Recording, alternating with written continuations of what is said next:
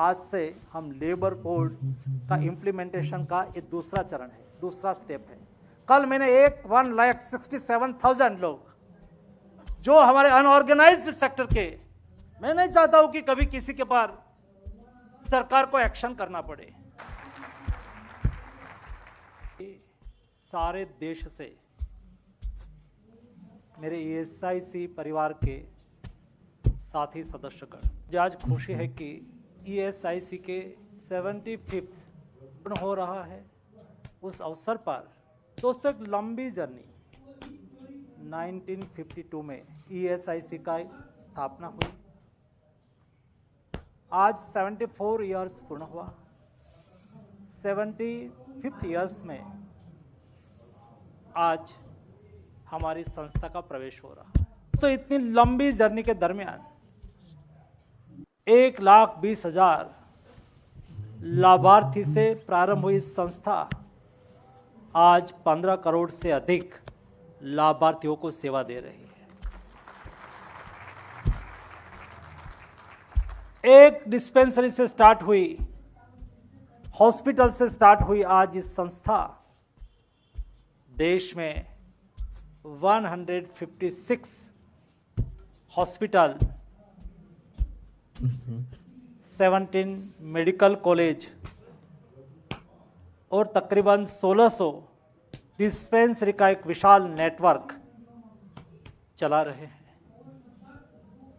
व्यक्ति जैसे बड़ा हो जाता है, जब छोटे से बड़ा होते हैं, तब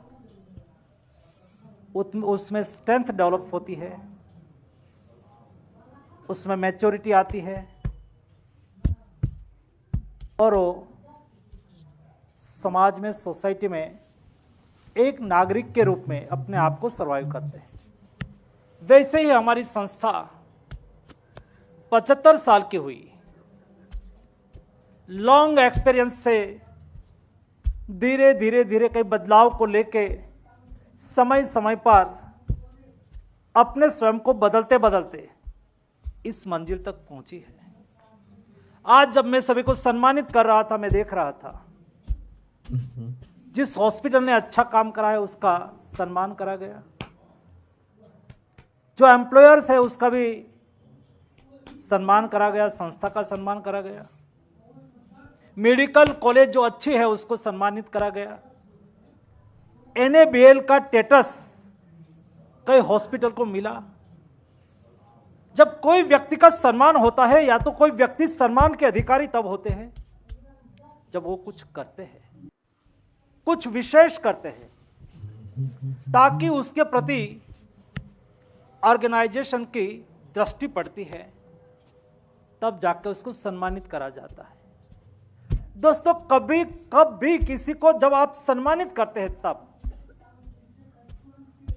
जिस व्यक्ति का सम्मान हो रहा है, जिस ऑर्गेनाइजेशन का सम्मान हो रहा है, उसका हौसला तो बढ़ता ही बढ़ता है, लेकिन उसको देख के कई लोगों को प्रेरणा मिलती है कि मैं भी ऐसे सम्मान के अधिकारी बनूं।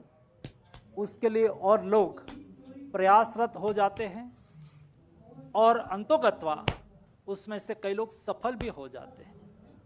दोस्तों, सफलता और निष्फलता के बीच में बहुत ज्यादा भेद नहीं होता है। जो व्यक्ति में कमिटमेंट है, जो व्यक्ति की इच्छा शक्ति है, जिस व्यक्ति में अपने आप को, स्वयं को जिंदा रखने की भावना है, मुझे भी कंपटीशन करनी है, मुझे भी सम्मान का अधिकारी बनना है, मैं भी ये कर सकता हूं, मैं मानता हूं कि वो व्यक्ति जिंदा है, और जो व्यक्ति जिंदा है वो सफल हो सकता है। जिस व्यक्ति के रूप में तो जिंदा होता है, लेकिन जिसमें क्यूरियोसिटी नहीं होती, जिसमें जज्बा नहीं होता, जिसमें उत्साह नहीं होता, जो व्यक्ति अपने जीवन में कुछ करना नहीं चाहते, वो जीवन तो सभी का होता है दोस्तों, एनिमल का भी होता है। सफलता और निष्फलता का दो ही छोटा सा जो भेद है वो ही है। अपने स्वयं को हमेशा एक्टिव रखो, अपना स्वयं में रिफॉर्मर बनो, अपने स्वयं में समय के साथ बदलाव करते रहो। दोस्तों हमारे ऑर्गेनाइजेशन ने भी बदलाव करा, वो यहां पहुंचा। ये ऑर्गेनाइजेशन है क्या, कौन है? दोस्तों ऑर्गेनाइजेशन कोई नहीं है, हम ही हैं। जो उसमें काम करने वाले सभी कर्मचारी, अधिकारी, doctors, we are all are of organization. हम सब ही ये ऑर्गेनाइजेशन है। हम जिंदा हैं, हम लाइव हैं तो ऑर्गेनाइजेशन लाइव है। हम क्रिएटिव हैं, ऑर्गेनाइजेशन आगे बढ़ेगा। हम उत्साहित हैं, ऑर्गेनाइजेशन और लोगों को दिखेगा, देखो ये ऑर्गेनाइजेशन कितना अच्छा काम करता है। दोस्तों यही जज्बा आपको सफलता दिलवाता है। आपकी टीम में से निकला हुआ एक Srinivasan, at that time my self was health minister. मैं दिल्ली एम्स के लिए बहुत चिंतित था। जिस तरह की शिकायत आती थी, हर दिन में न्यूज़पेपर में एम्स के बारे में पढ़ता रहता था एज ए हेल्थ मिनिस्टर। कई बार मैं रात को उठ के चला जाता था हॉस्पिटल, कई बार दिन में चला जाता था, कई बार साइकिल लेकर चला जाता था। मैं देखता था कि इतनी बड़ी हॉस्पिटल जिसके पीछे प्रति साल 4.5 से 5 हजार करोड़ रुपया का खर्च करा जाता हो, लेकिन भी शिकायत ही शिकायत हो, तो मैंने सोचा कि मैं एक अच्छा डायरेक्टर लाऊं। तो मैंने 2-3 महीने तक ढूंढने की कोशिश करी। उसमें से हमारे एक ESIC के डॉक्टर श्रीनिवास, जो हैदराबाद हॉस्पिटल के डीन थे, मुझे किसी ने बताया कि यह बंदा बहुत मेहनतू है और उन्होंने हैदराबाद हॉस्पिटल को बदल दिया। व्यक्ति ही है, आप जैसा ही है, जो आप यहाँ बैठे हैं वैसे ही एक हॉस्पिटल को संचालित कर रहा था। मैंने उस वक्त उसके मिनिस्टर को कहा कि मुझे आपके एक डॉक्टर चाहिए और मुझे एम्स में उसको डायरेक्टर बनाना है। और उस वक्त एम्स में भी बाहर से आए हुए डायरेक्टर, परंपरा वही थी कि एम्स के ही कोई व्यक्ति डायरेक्टर बनता था, कैसे होगा। लेकिन यही श्रीनिवास ने आज दुनिया के 6 नंबर की बेस्ट एम्स के रूप में उसको साबित करा। भाई अभी तक सब्सक्राइब नहीं किए हैं, उनसे रिक्वेस्ट है कि आप सब्सक्राइब करें, बेल आइकन दबाएं, जो कि सही टाइम पे आपको सही न्यूज़ जो है मिलता रहेगा। चाहते हैं, सोचते हैं, सब कुछ हो सकता है। हमें ये ऑर्गेनाइजेशन 75th ईयर मना रहा है। उस अवसर पर दोस्तों हमें कुछ संकल्प करना होगा। हमें अपने में और हमारे ऑर्गेनाइजेशन में और आगे बढ़ाने के लिए कुछ संकल्प तय करना होगा। और एक बार ऑर्गेनाइजेशन तय कर लेगा, दोस्तों वंदना जी जब यहां मेंशन कर रही थी कि हमें गुड गवर्नेंस लाना है, टेक्नोलॉजी का उपयोग करना होगा, वो धीरा आवाज से बोल रही थी, हमें रेफरल कम करना होगा, इंडिकेशन कर रही थी। दोस्तों मैंने 1.5 साल में सभी का डिटेल अध्ययन कर लिया है।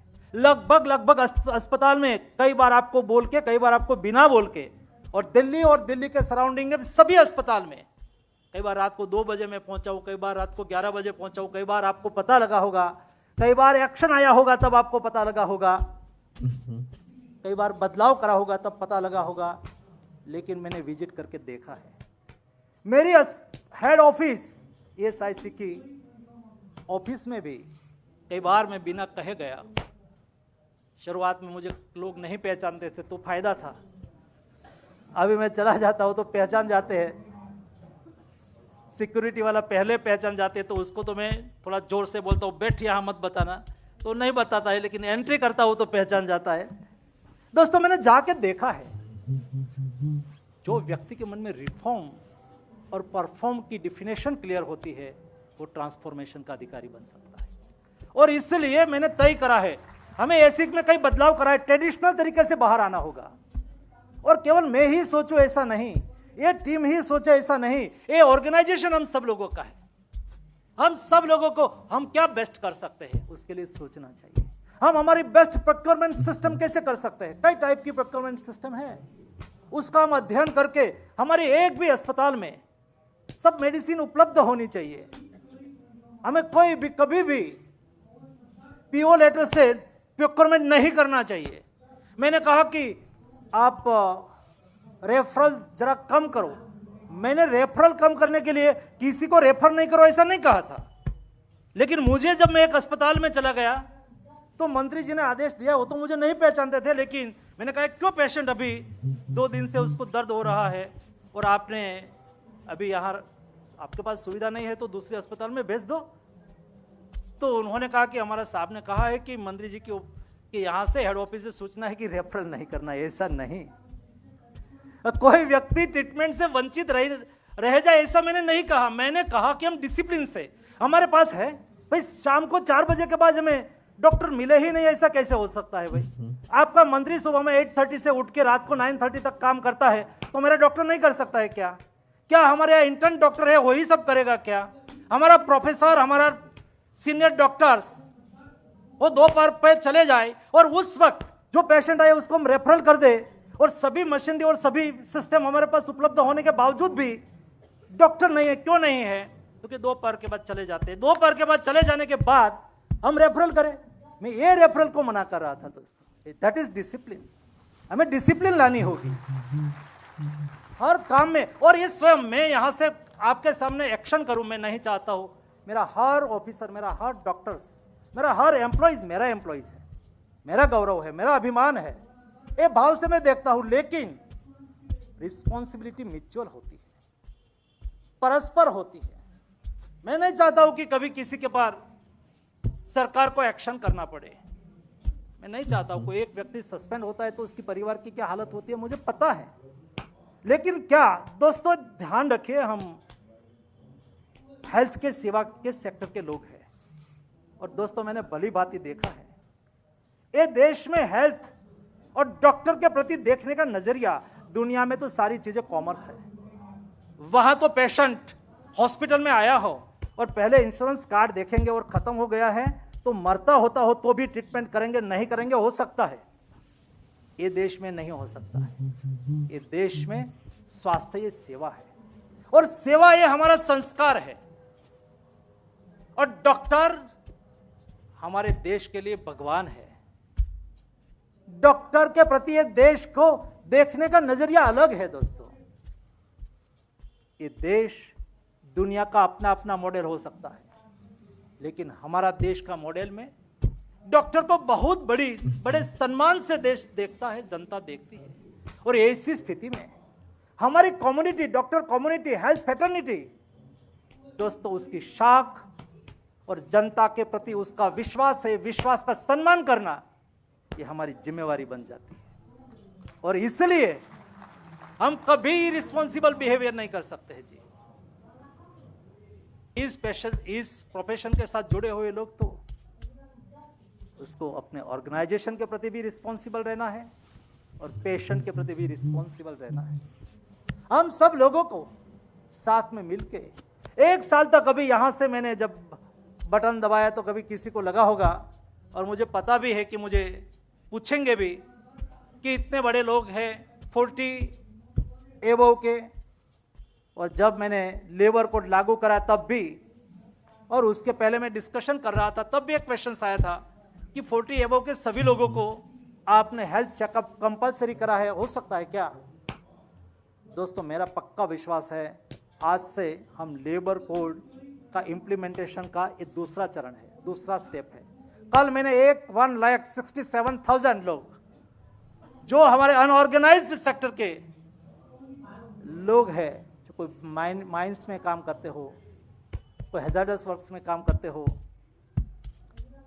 कोई कोयला की खदान में काम करते हो, कोई बीड़ी वर्कर्स हो, उसके परिवार